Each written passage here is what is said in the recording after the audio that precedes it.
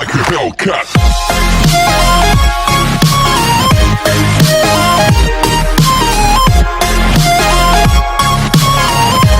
Hello guys, welcome to my channel. അപ്പോ നമ്മളിപ്പോ video ചെയ്തിട്ട് കുറെ ദിവസമായി. അപ്പൊ നമ്മളിന്ന് വന്നിട്ടുള്ളത് ഒരു സാമുറായി തന്നെയാണ് നമ്മള് വീഡിയോയില് ഉൾപ്പെടുത്തുന്നത്. ഇത് ടെസ്റ്റിന് വേണ്ടി എന്തൊക്കെ പണി എടുപ്പിച്ച എന്നുള്ളതാണ് നമ്മൾ ഇന്ന് നോക്കുന്നത്.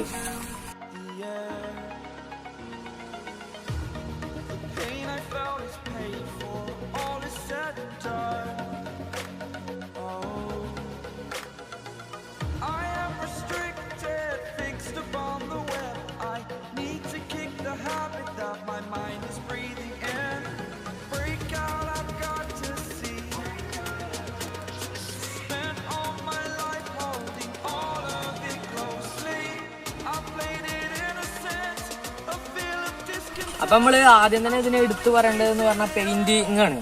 അപ്പൊ നമ്മള് പെയിന്റിങ് പെയിന്റിങ് ചെയ്യിച്ചിട്ടുണ്ട്. അതിന് ഏകദേശം ഒരു 3000-3500 റുപ്യോളം നമുക്ക് ചെലവായിട്ടുണ്ട്. പിന്നെ അതുപോലെ നമ്മൾ റിന്യൂവലിന് പോകുമ്പോൾ നോക്കേണ്ട കാര്യം എന്ന് പറഞ്ഞാൽ സാമുറായി വൈസർ കയറ്റിയതാണെങ്കിൽ അത് ഒഴിവാക്കണം. കാരണം നമ്മൾ വട്ടലൈറ്റ് ആണ് ഇതിന് കൊടുക്കേണ്ടത്. സാമുറായിക്ക് വൈസർ ഇറങ്ങിയിട്ടില്ല, അതുകൊണ്ട് നമ്മളിത് വട്ടലൈറ്റ് ആക്കണം. പിന്നെ അതുപോലെ മഡ് ഗാർഡിന്റെ കാര്യത്തിൽ നമ്മൾ മാറ്റം വരുത്തിയിട്ടൊന്നുമില്ല. അത് സാമുറായിന്റെ ഒറിജിനൽ മഡ് ഗാർഡ് തന്നെയാണ്.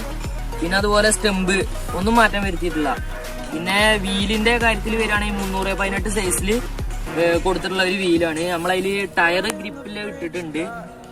അപ്പൊ നമ്മൾ ഇതിന്റെ ടയറിന്റെ കാര്യത്തിലോട്ട് വരികയാണെങ്കിൽ ഒരു 318ന്റെ ഒരു ഗ്രിപ്പുള്ള നല്ല ടയർ തന്നെയാണ് നമ്മൾ ഇതിൽ ഇട്ടിട്ടുള്ളത്. ഇതിന്റെ ഭാഗത്തോട്ട് വരികയാണെങ്കിൽ നമ്മൾ ഇതിൽ മാറ്റം വരുത്തിയിട്ടില്ല. ഡ്രം ബ്രേക്ക് തന്നെയാണ്. അപ്പൊ ഇനി ഡിസ്ക് യൂസ് ചെയ്ത് ആരെങ്കിലും ഉണ്ടെങ്കിൽ ടെസ്റ്റിന് പോകുമ്പോൾ ചിലപ്പോൾ ഡിസ്ക് ഒഴിവാക്കേണ്ടി വരും. നമ്മളവിടെ ഡിസ്ക് അനുവദിക്കുന്നതല്ല. അതുകൊണ്ട് നമ്മൾ ഇതിന് ഡിസ്ക് ഉണ്ടായിരുന്നത് നമ്മൾ ഒഴിവാക്കി ഡ്രം ബ്രേക്കിനെ ആക്കിയിട്ടുണ്ട്. അതുപോലെ ഇതിന്റെ ക്രാഷ് കാർഡ് നമ്മൾ വണ്ടി വാങ്ങിയപ്പോൾ തന്നെ ഉണ്ടായിരുന്നതാണ്. ഇത് RX-100ന്റെ ആണെന്ന് എനിക്ക് തോന്നുന്നത്. പിന്നെ എൻജിന്റെ ഭാഗത്ത് വരികയാണെങ്കിൽ നമ്മൾ എൻജിന് പൗഡർ കോട്ടിങ് ചെയ്തെടുത്തിട്ടുള്ളതാണ്. കാരണം ഇത് നമ്മൾ സാധാരണ പെയിന്റ് അടിച്ചു കഴിഞ്ഞാൽ ഇത് ചൂടായി കഴിയുമ്പോൾ പിന്നെ അതിങ്ങനെ പറഞ്ഞു പോരുന്ന പ്രശ്നങ്ങളൊക്കെ ഉണ്ടാവും. അപ്പൊ അത് ഇല്ലാതാക്കാൻ വേണ്ടി നമ്മളിത് പൗഡർ കോട്ടിങ് ചെയ്തെടുത്തിട്ടുള്ളതാണ്, ഹെഡും എൻജിനൊക്കെ.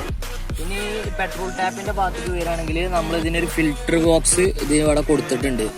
അത് ടാങ്കിൽ നിന്ന് ചളി ഇറങ്ങി ചിലപ്പോൾ കാർപ്പറേറ്ററിൽ എത്തുമ്പോൾ നമുക്ക് മിസ്സിങ് വരും. അപ്പൊ അത് സ്റ്റോപ്പ് ചെയ്യാൻ വേണ്ടിയാണ് നമ്മൾ ഇവിടെ ഒരു ഫിൽറ്റർ കൊടുത്തിട്ടുള്ളത്.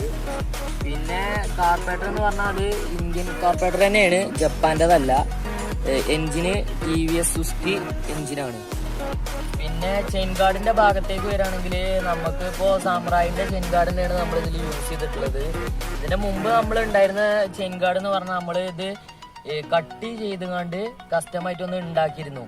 അതായത് ഈ അടിയത്തെ ഭാഗം ഉണ്ടായിരുന്നില്ല, അതിങ്ങനെ നമ്മൾ ഇങ്ങനെ കട്ട് ചെയ്ത് കണ്ട് ഒരു ചെയിൻ ഗാർഡ് ഇതിന് ഉണ്ടാക്കിയിരുന്നു. അപ്പൊ നമ്മള് ടെസ്റ്റിന് പോകാനായപ്പോ വേറെ വാങ്ങിച്ചിട്ടിട്ടുണ്ട് ഇപ്പോ ചെയിൻ ഗാർഡ്. പിന്നെ അതുപോലെ സസ്പെൻഷന്റെ ഭാഗത്തേക്ക് വരികയാണെങ്കിൽ ഇത് ഗബ്രിയലിന്റെ സസ്പെൻഷൻ ആണ്. ഇത് നമ്മൾ വണ്ടി എടുത്തപ്പോ തന്നെ ഇതിൽ ഉള്ളതാണ്. പിന്നെ അതുപോലെ സാരി ഗാർഡും തന്നെ സാമുറായിന്റെ ഒറിജിനൽ സാരി ഗാർഡാണ്. ഇതിൽ നമ്മൾ മാറ്റം വരുത്തിയിട്ടൊന്നുമില്ല. പിന്നെ ഈ ഭാഗത്തേക്ക് സാമുറായിന്റെ മഡ് ഗാർഡ് തന്നെയാണ്.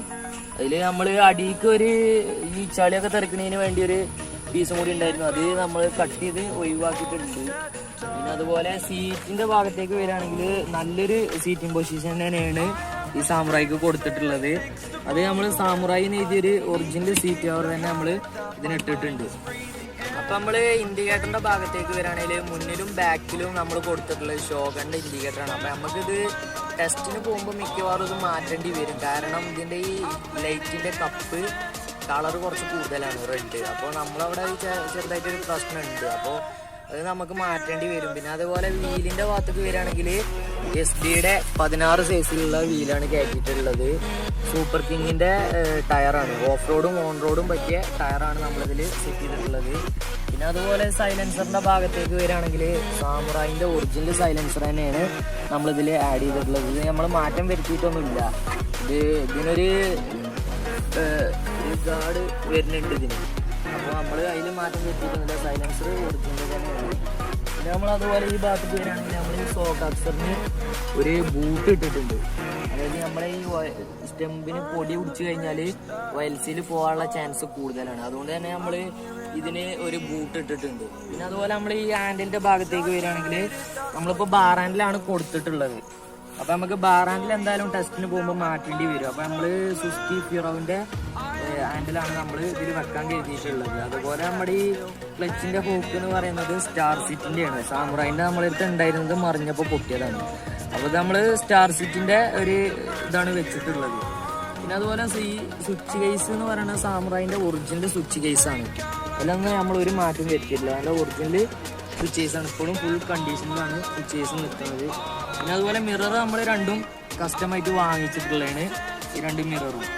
പിന്നെ അതുപോലെ മീറ്റർ TVS സ്വിഫ്റ്റിന്റെ മീറ്റർ തന്നെയാണ് ഇതിൽ കൊടുത്തിട്ടുള്ളത്.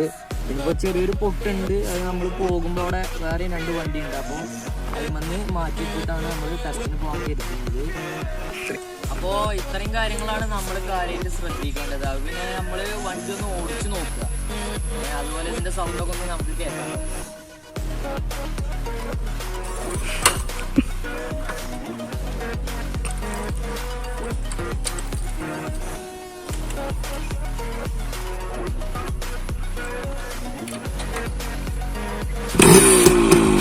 അടക്കെ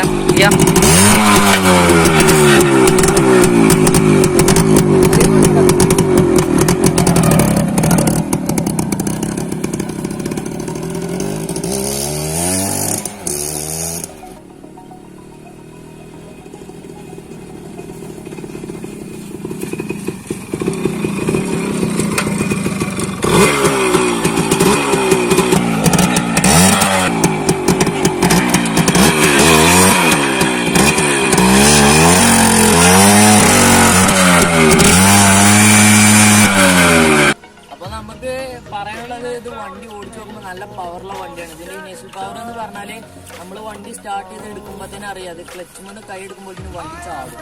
അത്രയും പവറുള്ള ഒരു വണ്ടിയാണ് സാമുറായി എന്ന് പറയുന്നത്. പിന്നെ അതുപോലെ നമ്മളിപ്പോ ഈ റിവ്യൂ എന്ന ഒരു പറമ്പിലാവുകൊണ്ട് ആ ഹെൽമെറ്റ് എടുത്തിട്ടൊന്നുമില്ല. അപ്പൊ നിങ്ങൾ വണ്ടി ഓടിക്കുകയാണെങ്കിൽ തീർച്ചയായും ഹെൽമെറ്റ് വെക്കുക, അതാരും മറക്കരുത്. നിങ്ങൾക്ക് ഇനി എന്ത് സംശയമുണ്ടെങ്കിലും നിങ്ങൾക്ക് കമന്റ് ബോക്സിൽ ചോദിക്കുന്നതാവും. അപ്പോൾ ഇത്രയും കാര്യങ്ങളാണ് നമ്മൾ ശ്രദ്ധിക്കാനുള്ളത്. പിന്നെ അതുപോലെ വണ്ടിനെ കുറിച്ച് എന്ത് ഡീറ്റെയിൽ കാര്യങ്ങൾ അറിയണമെന്നുണ്ടെങ്കിലും നിങ്ങൾക്ക് എൻ്റെ ഇൻസ്റ്റാഗ്രാം ID വഴി എന്നെ ബന്ധപ്പെടാവുന്നതാണ്. എൻ്റെ ഇൻസ്റ്റാഗ്രാം ID ഞാൻ എൻ്റെ വീഡിയോൻ്റെ താഴെ കൊടുക്കാം. അപ്പോൾ എല്ലാവരും അന്ന് കയറി നോക്കുക. പിന്നെ എൻ്റെ ചാനൽ നിങ്ങൾ ആദ്യമായിട്ടാണ് കാണുന്നതെങ്കിൽ ഒന്ന് സബ്സ്ക്രൈബ് ചെയ്യുക. കൂടെ കാണുന്ന ബെല്ലൈക്കൺ ഒന്ന് എനേബിൾ ചെയ്താൽ ഞാൻ ഇടുന്ന ഓരോ വീഡിയോസും നിങ്ങൾക്ക് നോട്ടിഫിക്കേഷനായി ലഭിക്കുന്നത്. പിന്നെ നമുക്ക് ഈ വണ്ടി റിവ്യൂ തന്നിട്ടുള്ളത് നമ്മുടെ ഫ്രണ്ട് അർജുനാണ്. അവൻ്റെ ഇൻസ്റ്റാഗ്രാം ID ഞാൻ എൻ്റെ വീഡിയോൻ്റെ താഴെ കൊടുക്കാം. അപ്പോൾ നിങ്ങൾ എല്ലാവരും അന്ന് കയറി ചെക്ക് ചെയ്യുക. അപ്പോൾ അടുത്ത വീഡിയോയിൽ കാണുന്നവരെ സൈനിങ് ഔട്ട്.